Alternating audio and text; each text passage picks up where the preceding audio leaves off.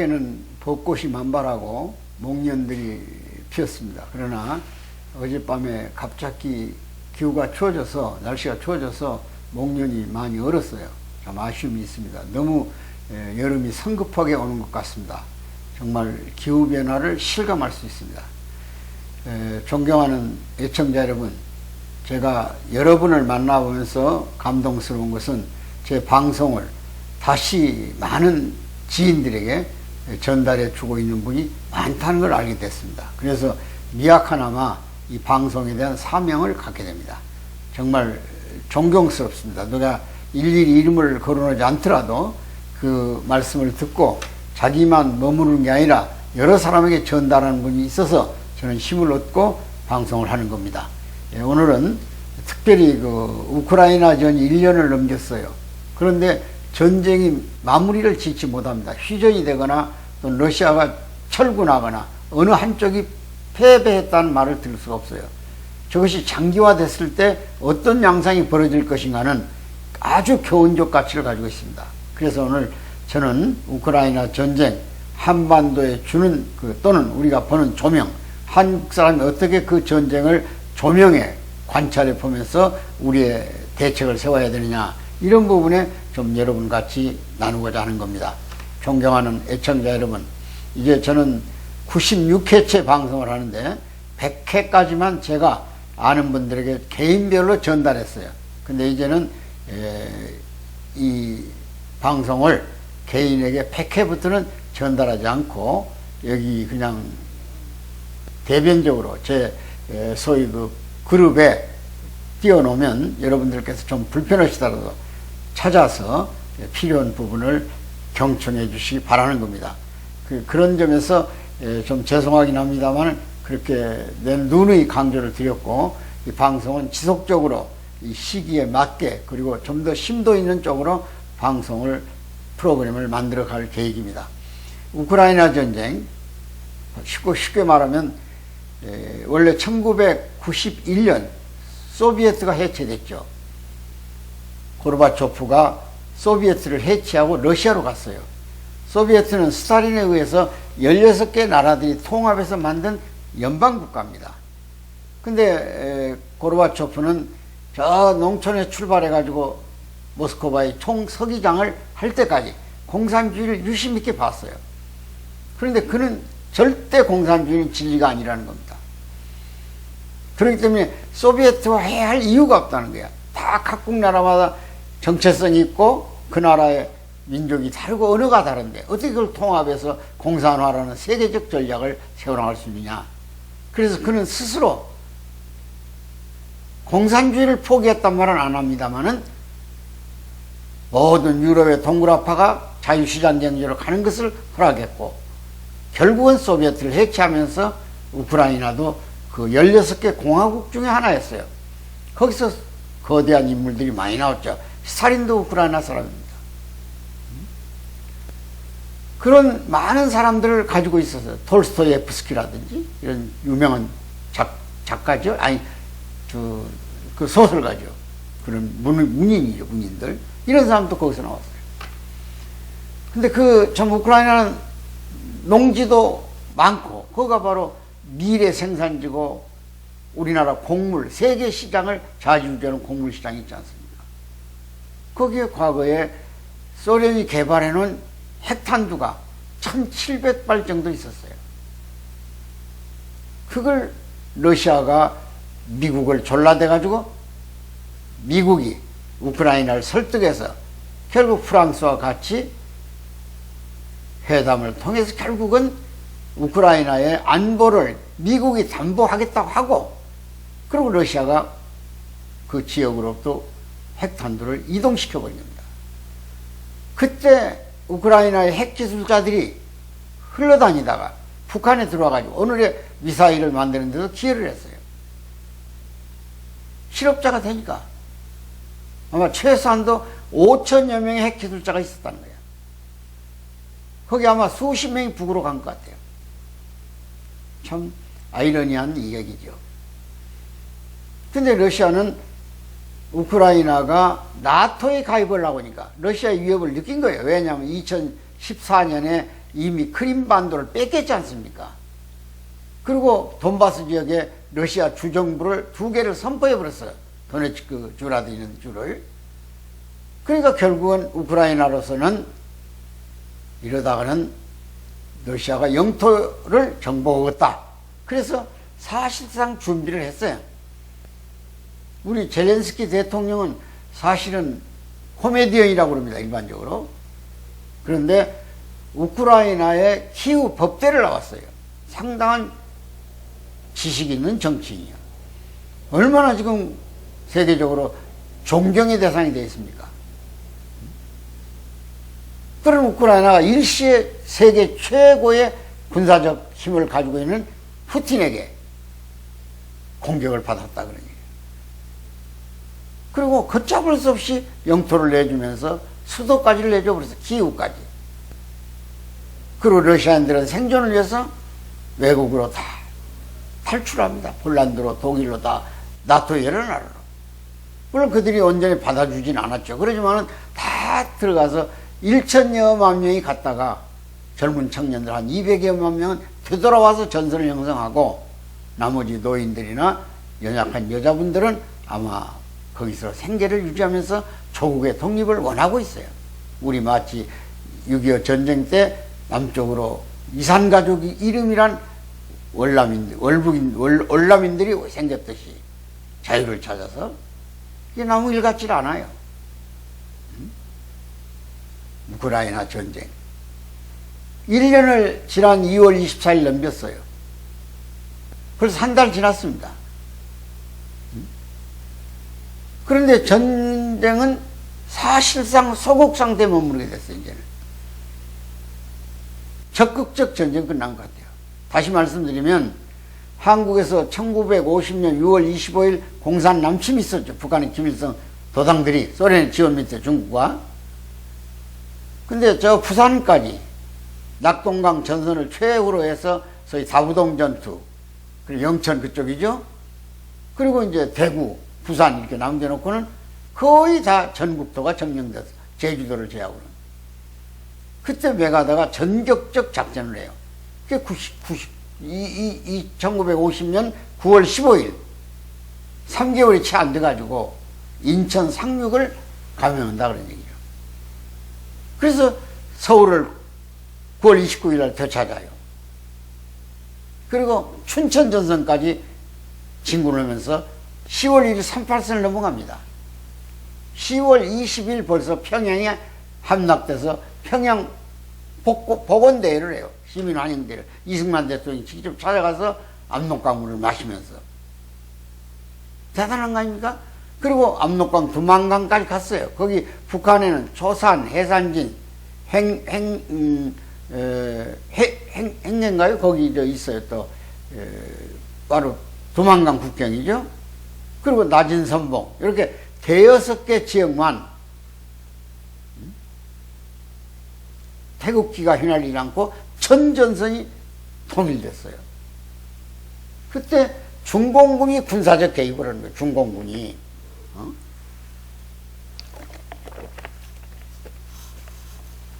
그해 가장 추운 겨울입니다. 11월, 12월. 북쪽은 더 춥지 않습니까? 막 영하 45도까지 내려갔다니까. 장진호 전투 때는.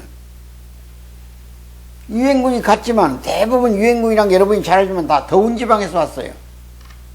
저 남미에는 콜롬비아라든지 아르헨티나라든지 멕시코라든지 이런데, 그 다음에 저 아프리카의 남아공, 그 다음에 호주, 인도 이런 나라들이 다 왔지 않습니까? 터키 다 더운 나라들이야. 그러니까 그 추운 경험을 하지 않았다. 이게 더군다나 훈련되지 않은 군대들이야. 그러니까 중공군은 이미 중국 내에서 내전을 겪으면서 장개석 정복을 싸우면서 산악전을 많이 했고 그 추위를 스스로 이길 수 있는 힘을 가지고 있었어요. 낮에는 전쟁 안 해요. 전투기 때문에. 밤에만 나타나서 공격을 하는 거예요. 그래서 다시 밀려나는 거예요. 그건 적극적 전쟁이죠. 그래서 결국은 다시 우리가 서울을 내주고 그 다음에 일사후퇴라고 수원전선까지 내려왔다가 다시 반격에서 올라가서 이제 1951년에 소련이 이 전쟁을 가만히 보니까 한반도 전쟁이 지속되면 중국의 영향이 커지고 한반도의 북쪽이라도 중국 손으로 들어간다. 그럼 소련은 뭐냐? 닥쳤던 개다. 그러니까 이 전쟁을 차라리 마무리 짓자. 그래서 휴전을 제안한 거고, 또 미국의 아이젠하워가 선거를 앞두고 전쟁을 더 이상 끌고 가다가는 선거에도 지고 또 미국 사람들의 소위 반전주의가 나와서 안 될 것이다. 이런 생각 끝에 휴전을 제안하는 거예요. 그때 휴전을 결사적으로 반대한 어르신이 이승만 대통령이야. 우리 초대 대통령 건국 대통령. 그분은 결사적으로 이 기회야말로 통일의 기회다. 아주 북진 통일, 백두산에 새우 휘날린다. 이런 각오 가지고 그 연약한 우리의 현실을 외면한 채 결코 강한 의지로 대한민국의 건국 일념을, 통일 국가를 꿈꿨던 거예요. 만들려고 했던 거예요. 그러니까 미국 조야에서는 제일 거꾸로운 인물이 이승만이야. 그래서 미국에서는 이승만을 타도하는 전략 계획을 세우기도 했어요. 왜? 그가 방공포를 석방해버리지. 휴전을 계속 반대하지. 이게 걸림돌이다, 이게. 그러나 그런 지도자가 있었기 때문에 우리가 여기 서 있는 거예요. 지금 살고 있는 거예요. 이미 미국의 의지를 알았고 이 전쟁을 끝낼 수밖에 없는 상황이 왔어요. 그때 이제 한국 전선은 2년간 밀고 밀리는 소위 적극적 전쟁보다는 소극적인 것 같지만 더 많은 피해를 보면서 피를 더 흘리는 거예요. 이 전쟁은 승자도 패자도 없이 하루는 이쪽이 차지했다, 하루는 저쪽이 차지했다. 여러분 이제 백마고치 보세요. 철원의 김일성 고치 보세요. 하루에 주인 12번 바뀌어요. 한 치 땅이라 더 차지려고. 근데 전선이 우리나라가 세 군데로 배분돼서 동부전선, 중부전선, 서부전선. 근데 동부전선은 한국군 지역이야. 중부전선은 우리 유엔군 지역이야. 서부전선은 미군 지역이야. 우리 휴전선을 보세요. 38선은 수직으로 그어졌는데, 수평으로 그어졌는데, 휴전선은 대한민국의 태극기처럼 개성 쪽은 내려오고 중립지역, 중간지역은 그대로 유지되다가 저 북쪽은 올라가요. 속초 다 이게 뺏은 땅이 우리가 회복한 땅. 그런데 우리는 개성, 경기도 일부인 해산, 해주 일부를 그 지역을 다 내줘 버렸다. 그 중요한 지역이잖아요. 그 수도가 가까워져 버렸잖아요. 개성공단이 있었던 지역 다 우리 땅에서 원래. 이렇게 소극전 전쟁 같지만은 이 전쟁이 더 큰 피해를 불러오는 거예요. 지금 바로 우크라이나 전쟁은 어디 머물러 있습니까? 돈바스 지역에 바흐무트라는 데 지금 밀려 있는 거예요. 모여 있는 거예요. 거기서 일전일퇴를 해요. 하루 저녁에는 우크라이나 군사가 차지했다. 그 다음 날은 러시아가 차지했다. 이렇게 소모전하고 있어 지금. 그 일종의 소극적 전쟁 같지만 피해는 더 큰 거예요. 더군다나 요즘 미사일이 개발돼가지고 계속 무인 드론 같은 걸로 공격을 막 도시 중심 지역, 전력 지역 막 이런 데를 다 파괴해버려요. 얼마나 많은 인민들이, 국민들이 고통을 받고 있겠습니까? 금년 겨울을 우크라이나 사람들은 인구의 70% 이상이 난방을 못 썼어요. 토굴에서 지내고 다 폐허가 된 미사일을 맞고 피폐화된 아파트 속에서 담요 한 장을 덮고 지냈어요. 얼마나 고통스럽겠어요. 근데 바흐무트 이 지역에서 지금 전쟁이 시작한 지가 한 달쯤 됐어요. 근데 어느 쪽도 승전의 보고는 없어요. 그러나 전쟁 결과는 얼마 전에 외신을 보니까 러시아군은 약 2만 명이 죽거나 다치고 우크라이나 군대는 약 600명 정도가 사망했다는 거예요. 상처 입은 사람도 났겠죠? 그러나 잘 싸운 거예요. 거기 지금 누가 지휘하고 있냐? 이 우리나라의 임진왜란 때 이순신 같은 분이 지금 우크라이나 하나 나타났습니다. 그분 이름이 시르스크 사령관이야. 이 얼마 전에 제렌스키 대통령이 돈바스 지역의 사령관을 교체했지 않습니까? 바흐무트 전선을 사수하고 이기려고. 그래서 시르스크 장군이 거기 갔어요. 물론 러시아 사람입니다. 그런데 우크라이나를 위해서 엄청나게 결의살 항전을 하고 있어요. 거기서 지금 이 바흐무트 전선에서 엄청난 지금 전쟁을 치르고 있는 거예요. 소규모의 병력을 가지고 군사장비를 가지고. 지금 우크라이나가 전쟁에서 결국은 휴전까지 가려면 크림반도까지 갖고 싶었겠죠. 다 본토를 회복하고. 근데 러시아도 푸틴의 체면이 있지. 세계 군사대국에. 그 물러가지 않을 겁니다. 그러니까 적어도 제가 볼 때는 1년 내지는 2년 동안 소모전을 해야 할 겁니다. 전쟁을. 얼마나 많은 피해가 오겠어요. 그래서 지금 전 세계가 관심을 가져야 돼요. 제렌스키는 계속 한국에게 한국 무기만이 러시아 군대의 무기를 격파할 수 있다고 우리에게 무기 제공을 원하고 있는 거예요. 우리 정부는 아주 완전히 원칙을 세웠어. 공격형 무기, 살인 무기는 줄 수 없다. 그 외에 장비, 그 다음 군사적으로 필요한 것들은 줄 수가 있다는 거예요. 그리고 미국이 우리한테 요구하는 것은 우리 폭탄, 그러니까 포탄이죠. 전차포나 이 탱크에서 쏘는 탄을 10만 개를 미국이 요청했어요, 우리한테. 왜? 자기들이 가지고 있는 재고가 다 바닥났다, 이게. 그러니까 자기들이 재고 가지고 있어야 되니까. 그러니까 우리는 미국에서 수출하는 거예요. 그러니까 미국은 자기 무기를 우크라이나에 주는 거예요. 지금 세계대전이야. 근데 여기서 중요한 것은 우크라이나 전쟁이 그런 지속적인 전쟁을 할 때 어떤 일이 벌어지느냐. 세계 질서가 재편된다, 이런 겁니다. 어떻게? 자연스럽게 중국이 러시아를 지원하게 돼요. 이번에 시진핑이 모스크바에 가서 푸틴하고 협력 관계를 강화했잖아요. 응? 그 다음에 북한이 또 러시아를 지원해야 돼. 왜? 북한은 은근히 지원해주면서 핵이 아직 미진한 기술을 제공받으려고 그래요. 아직 북한은 핵탄두가 확실하게 과학적으로 증명될 만큼 파괴력을 갖고 있지 않아요. 소위 다탄두, 탄도미사일 발사했으나 ICBM을 발사했을 때 그 효력이 확대되려면 공중에 1000km 지점에서 폭발해야 되거든요. 그런 게 아직 미진해. 지난번에 800km인가에 거기서 폭탄 실험을 했지만 1000m 실험을 했는데 그렇게 성공하지 못했어요. 그 다음에 소량화되지 않았어요. 경량화, 소량화가 아주 전술핵을 만드는데 필요한 기술이 필요해요. 이런 거 아직 북한은 없어요. 이건 러시아로부터 제공받아서 러시아가 요구하는 무기를 제공해 줄 수 있다. 그러니까 자연스럽게 북광 삼각관계가 형성돼. 거기서 과거 냉전 시대 구도를 다시 재현하는 이름하여 신냉전 구도가 그려진다, 그런 얘기예요. 다행히 이번에 윤석열 대통령이 일본과의 관계를 길을 그래도 열었기 때문에 한미일이란 동맹체제가 자연스럽게 연계돼서 힘의 균형을 유지할 수 있게끔 된 것은 천만다행이에요. 몰라서 그렇지.